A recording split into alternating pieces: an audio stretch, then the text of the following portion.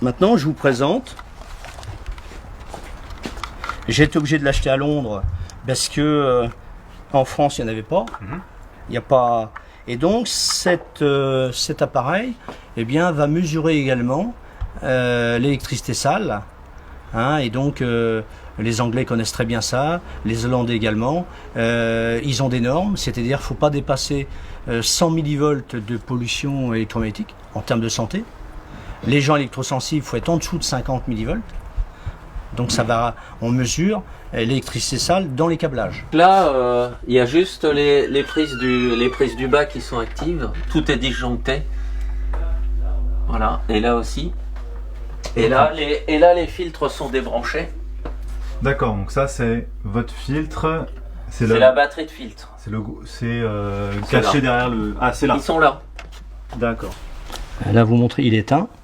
Là, il est éteint, effectivement. Je le branche. À la prise de courant. 16 ampères. Donc là, le chiffre 65 millivolts correspond à la pollution électromagnétique dans les câblages au moment que j'ai branché l'appareil. D'accord. Et ensuite, bien sûr, cette pollution, elle varie constamment. Ouais. Elle capte parfois, on a des pics. Et dans les valeurs importantes, voilà, comme maintenant, eh bien, l'appareil mesure les trames numériques CPL. Et parfois avec des fréquences plus rapprochées. Ouais. Donc là, impossible de dire précisément d'où ça vient, mais on peut supposer que c'est lié aux autres habitations. Disons que les fréquences les plus hautes, on en a eu quasiment à 900 ou 1000. 1300 maximum. 1300, c'est le compteur Linky du domicile. De l'habitation. De l'habitation. Par contre, les pics intermédiaires, entre 200, 400 par exemple, on peut imaginer que ce sont les compteurs Linky du voisinage. Des maisons... Ça veut dire qu'ils sont en train de communiquer entre eux? Ils communiquent tous. Ils communiquent tous là. Alors, est-ce que vous pouvez nous expliquer ce qu'on observe? Pour l'instant, on a un rayonnement classique. Ah, ça y est, on a les trames qui commencent à recirculer. C'est plus les compteurs voisins, je dirais. Là, oui. Quand c'est des trames qui ne sont pas élevées. Ouais.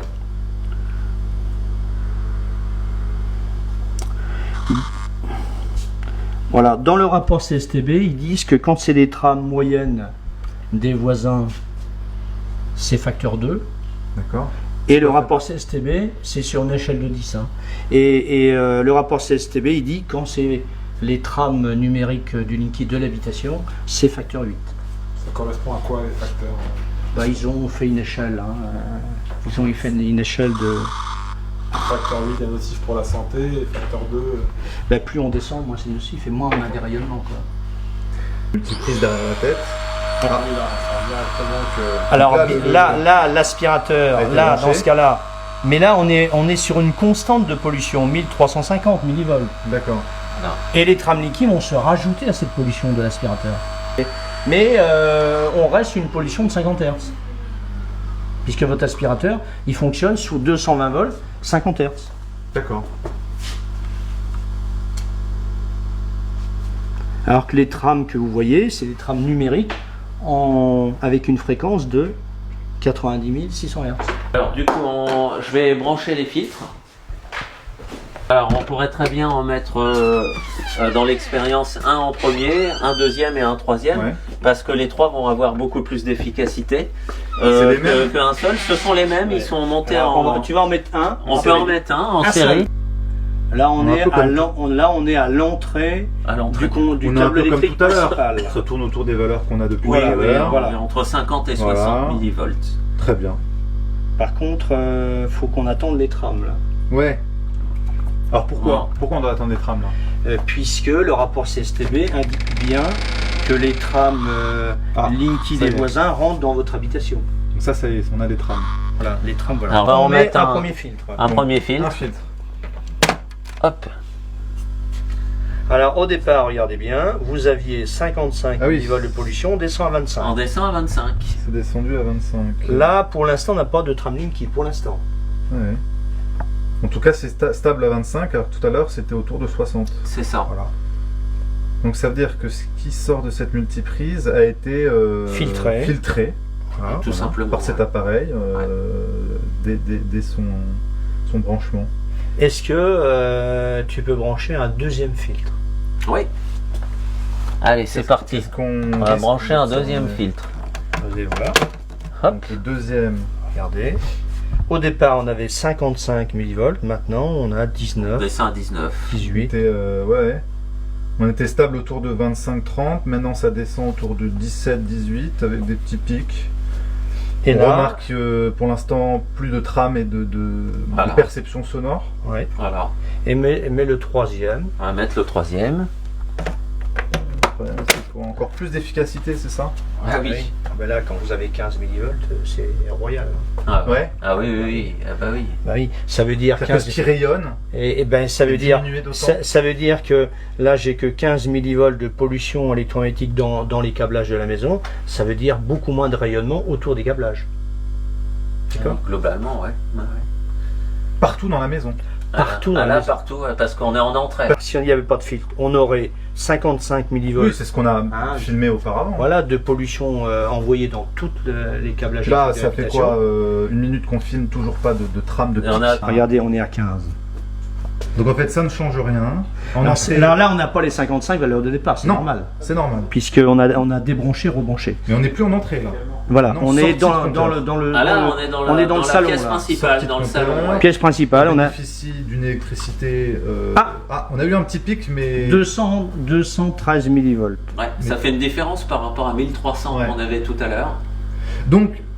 Est-ce qu'on peut quand même conclure? Il y a des petits pics, donc ça veut dire qu'il y a quand même des courants qui arrivent à passer, Voilà, Des trams, des trames, c'est ça. numériques, c'est ça? oui, qui passent. Mais nettement C'est- apparemment atténuées. Voilà, c'est des trames du courant porteur qui apparaissent en mesure ici, mais qui sont largement atténuées. Alors atténuées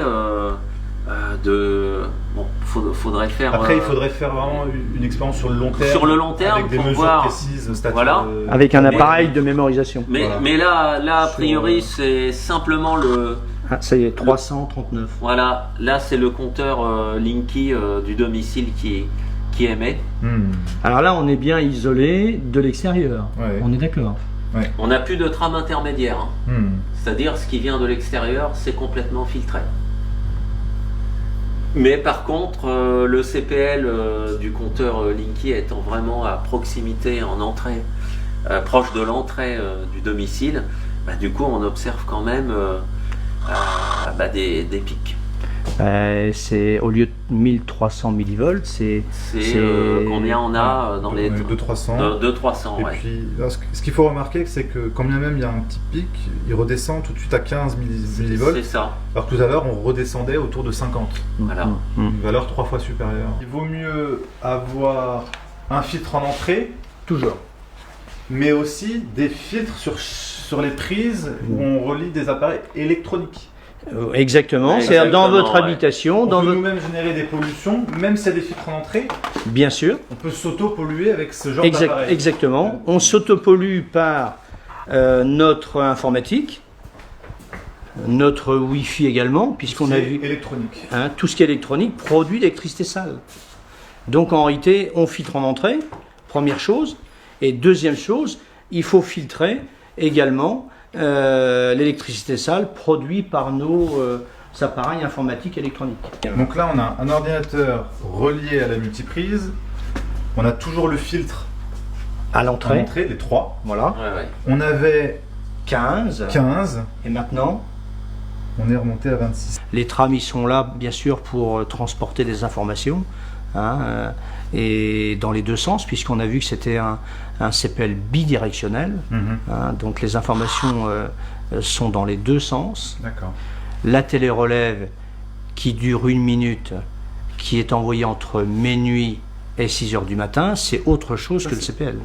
C'est autre chose que CPL. Bah oui, c'est autre chose, parce que la télé-relève, elle, eh bien, à partir de minuit, Elle relève une consommation. qu'est-ce que le concentrateur, entre minuit et 6 heures du matin, s'il pilote 350 compteurs, il va envoyer 350 requêtes en termes de télé-relève. D'accord. Et chaque compteur va envoyer la consommation propre à l'habitation. Et alors, ce heure de trame numérique, du coup, en journée, correspond à quoi? Si ce n'est Alors, pas une télé-relève. dans ce cas-là, ce dialogue quasi permanent que vous observez par les trames, eh bien, il faut bien que le concentrateur, lui, contrôle ses compteurs. Donc il envoie des questions. Le 350e compteur, est-ce que tout va bien? Par exemple, c'est vrai, par contre, en aval, c'est-à-dire dans la maison, s'il y a un problème de surtension, par exemple, là, ça va être vu. D'accord? Parce que, donc voilà. Donc s'il y a des anomalies, ça va être vu. Et bien sûr. Quel intérêt pour Enedis d'avoir ces informations-là? Eh bien, l'information en termes de surtension, par exemple, ça va être, je dirais, mieux cibler la maison intéressée avec le problème. D'accord. Pour être plus efficace en intervention.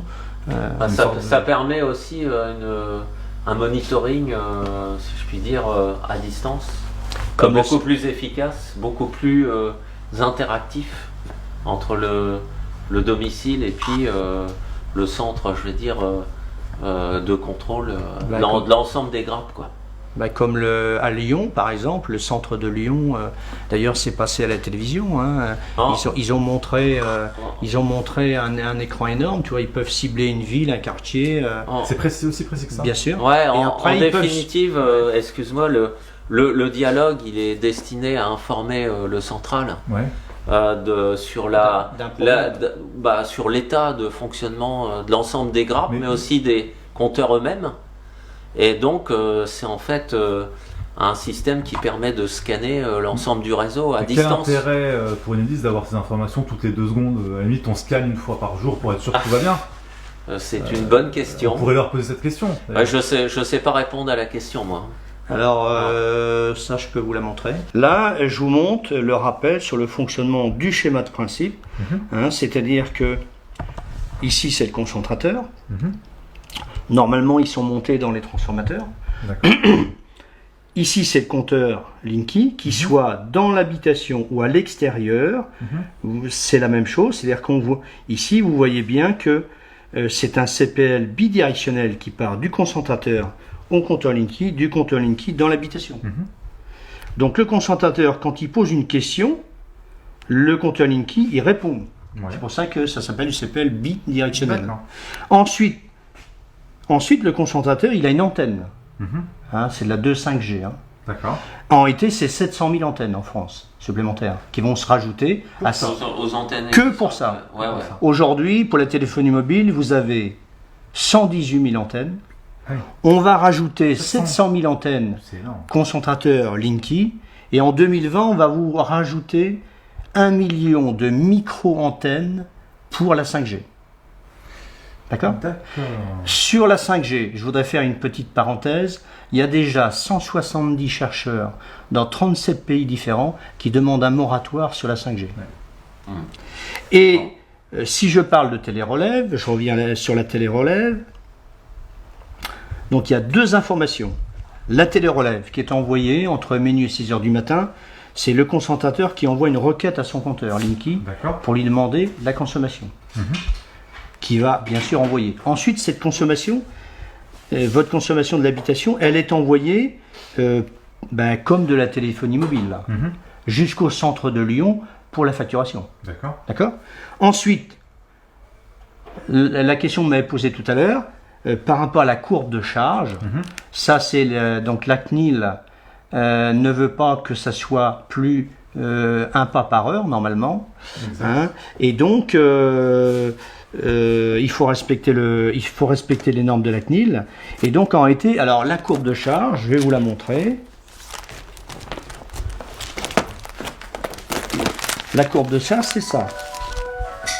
Qu'est-ce que ça nous montre? Alors, cette courbe de charge, elle était prise dans un bureau, dans une entreprise, et ça va nous montrer qu'ils ont pris le boulot à 8h30, et ça montre bien toutes les coupures et les allumages d'un chauffage électrique, par exemple. Donc ils peuvent en déduire l'utilisation de tel ou tel appareil électrique. Bien sûr. Et alors, est-ce que ça correspond à ce qu'on a constaté tout à l'heure, à savoir les trames numériques? C'est-à-dire Alors, travail presque... justement, dans la trame numérique, il y a ces informations qui passent. et bien sûr, la courbe de charge, c'est pour aller chercher des informations de l'habitation, tout à fait. Des tâches cycliques d'interrogation.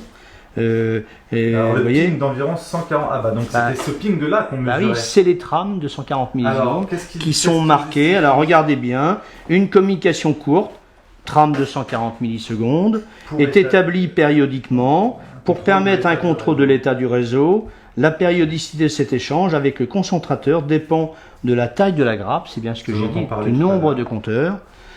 Et de la configuration du réseau. Un compteur répond en moyenne à l'interrogation du concentrateur toutes les 10 minutes. Donc, officiellement pour eux, c'est toutes les 10 minutes. Ouais. Or, nous, on a constaté parfois que c'est toutes les 10 secondes. Et là, chaque compteur est routage et répéteur. Il faut bien qu'il répète et qu'il redonne l'information dans les deux sens. D'accord. Vous voyez ? En réalité, je dirais que le fonctionnement du Linky, vous pouvez le trouver dans le rapport du CSTB. Tout est transparent. Exactement. Ah bah il est Regardez. téléchargeable, ce rapport-là. Et vous pouvez le trouver sur Internet. Ah bah oui. Et regardez, les 700 000 postes les concentrateurs, c'est ça, 700 000, tu vois, vous voyez? Regardez, 700 000 concentrateurs.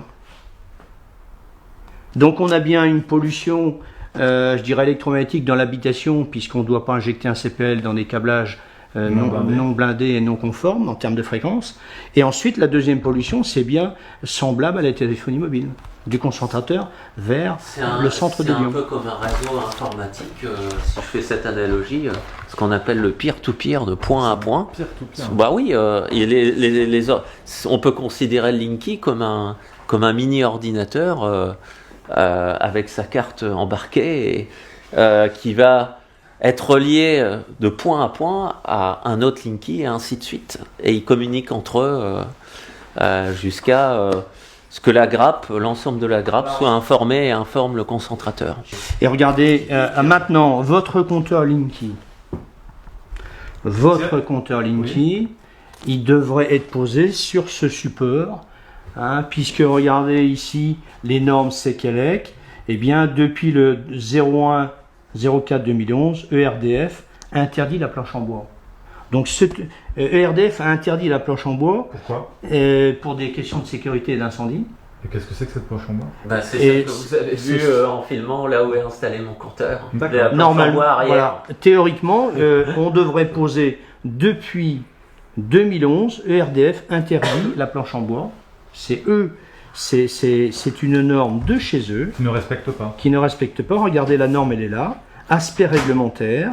La norme 13006A, et donc on vous dit ils permettent la fixation d'un compteur électronique d'énergie monophasée type CBE, c'est le compteur électronique avant Linky, ou le Linky est d'un disjoncteur de branchement bipolaire. Et quel est le risque avec l'installation? Eh bien, aujourd'hui, donc je dis bien ce support est un support pré-câblé, isolant et présente plus de sécurité qu'une planche en bois en termes d'incendie. Alors, ça peut expliquer le nombre croissant de gens qui se plaignent d'incendie de leur compteur électrique dû à Linky. Alors, vous avez un cabinet d'experts à Paris qui nous a expliqué que, bien sûr, les problèmes d'incendie, il y a plusieurs raisons. Un problème de compteur, une mauvaise pose, la phase et le neutre qui ne sont pas serrés au tournevis dynamométrique, une inversion entre la phase et le neutre. Enfin, il y a beaucoup de raisons possibles. Oui, c'est exact. Donc les pauses un peu sauvages et rapides qui sont un petit peu préconisées par Enedis pour aller vite, c'est exact. Mauvaise pause. Ouais, parce que hier j'ai rencontré un électricien qui travaille dans une entreprise, qui est certifié, et il refuse la pause parce que les poseurs n'ont pas un certain niveau de compétence. Vous avez des gens qui refusent à cause de ça, c'est exact.